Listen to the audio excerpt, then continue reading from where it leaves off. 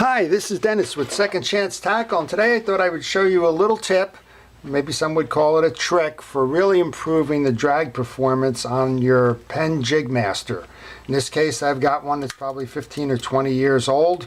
I'm going to do a drag service here, and I'll show you a little tip that increases drag performance. It also takes out the slack in your drag adjustment, and it's a pretty simple solution to what could be a problem.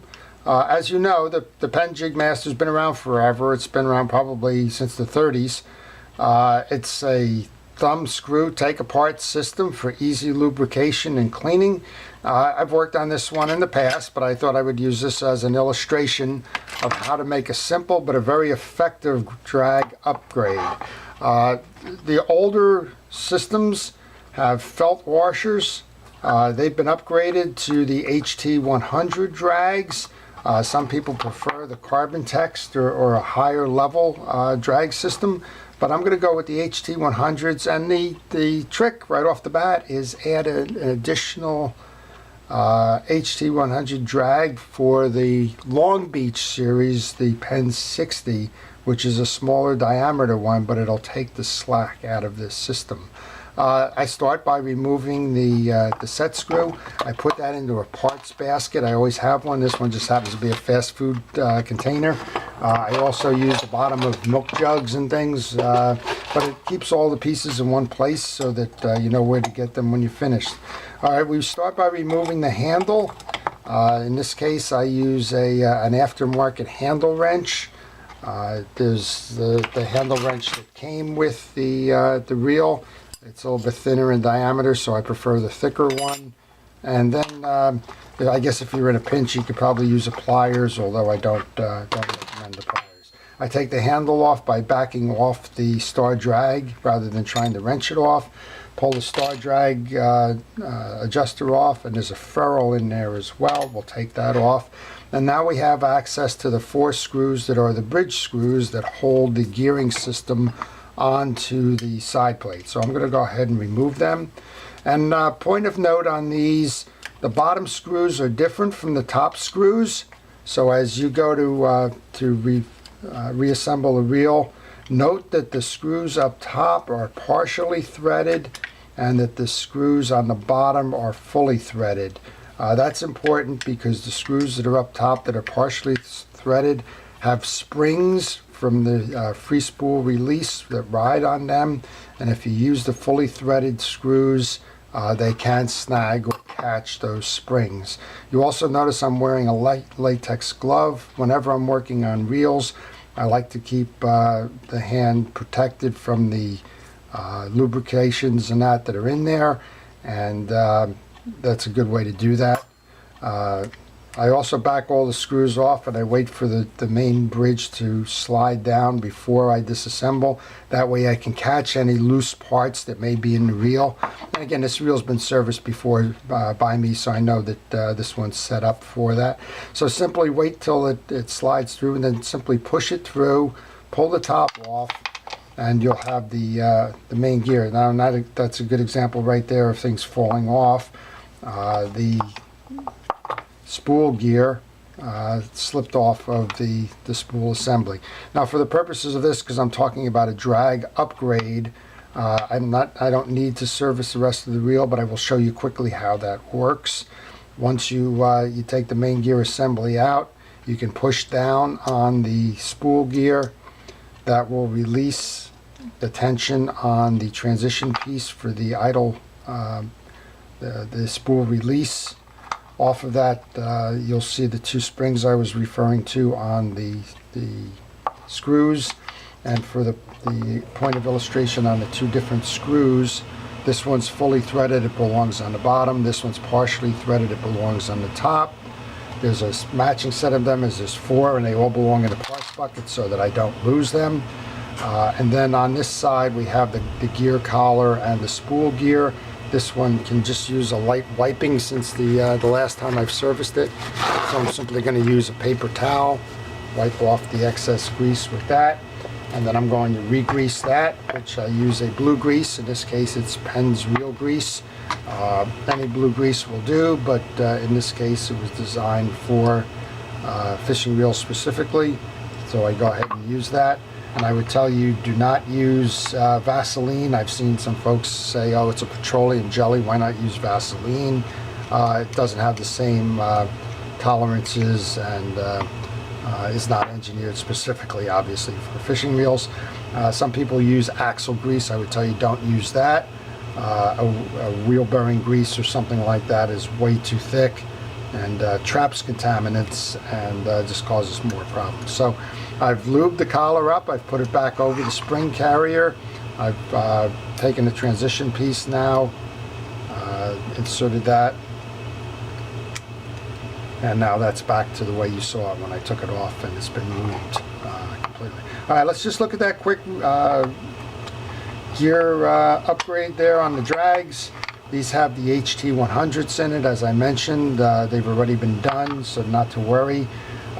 In this case, you can put a little bit of drag grease on there. I use a Cal's reel grease for that, and just a little bit of grease on these goes a long way. Keeping them lubed keeps them flexible. Keeping them flexible and not dried out both increases your ability to fish the reel, and it also prolongs the life of those drags. So this is going back in. It goes fabric, metal, fabric, eared washer, fabric, or HT100s, top washer. And in this case, here's your trick that this video is designed for. We're going to add a Penn 60 drag to the top of that set before we put that collar washer on, and that's going to take the slack out of this. And I want to give some shout outs here. This is not an original thought of mine. It's a trick that's been around a while, one that I learned of recently from Pat Vogt at Fisherman's Magazine. I've tried it and I really like the results. So again, I'm just buttering up these intermediate HT100 drags. The middle washer is always the eared washer. It has those 2 points on it. They sit inside the Jigmaster drive gear. As such, there's 2 indentations where that sits. Then the last of the HT100 drags goes on. And those of you that have the Jigmaster know that this is a workhorse.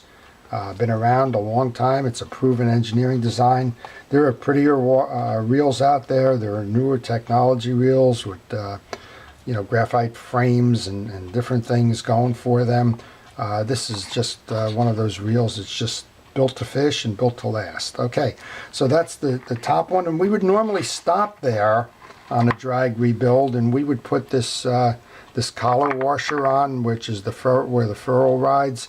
In this case, as I mentioned, we got one more upgrade we're going to do here, and that's to put that that Model 60 Long Beach washer on top. That's going to take out the slack in this this assembly, and then we're going to put that collar washer on top of that. And there is room in this reel to do that. And again, it's just a simple upgrade. Cost about $2 for the washer, and a little bit of skill in terms of what I just showed you in terms of how to set that drag stack, and you're going to find immediately the performance difference with this. So I'm going to reassemble that simply by pressing down on that spool gear again, reseating this drive plate. Just having a little bit of trouble getting the one piece to sit there. There we go. And then back to those 4 screws I told you about. There's 2 partially threaded, and there's 2 fully threaded. Again, the fully threaded goes on the bottom. And I like to just get them seated, start a few, and I do it in a cross pattern turn so that I get that plate going on evenly with the right tension and not torquing it out. And again, there's the bottom one that's fully threaded, the top one which is partially threaded, which is what those springs ride on that I showed you. So we've got the 4 were partially threaded, partially turned. I'm going to tighten them all up now. Snugging, you don't need to go crazy in terms of over tightening these. But there you go. And then we'll put the ferrule on. And again, I worked on this reel before, so it doesn't need a lot of work. But if you have one that you're maintaining and working on a little bit more, you're going to want to put some reel grease on those bearings that I showed you. You're also going to want to put a drop of oil in the main shaft, which is where it's required. You don't have to take the reel apart to do the main shaft one that can be serviced by the handle nut. I'll just put 2 more pieces of lubrication on here since I have the reel open. First one is to lubricate that transition piece with a little bit of blue grease, and then I like to put a little bit inside there where that reel transition piece works on the spool release. And then finally, there's a bearing over here that I like to put some grease on as well as a little bit on that clipper assembly. So, okay, we're back in reassembling here with that extra piece in there for the drag service. That's going to give you greater flexibility. It's going to take the slack out of your turn in terms of your adjustments. We're going to go put that star adjuster back on.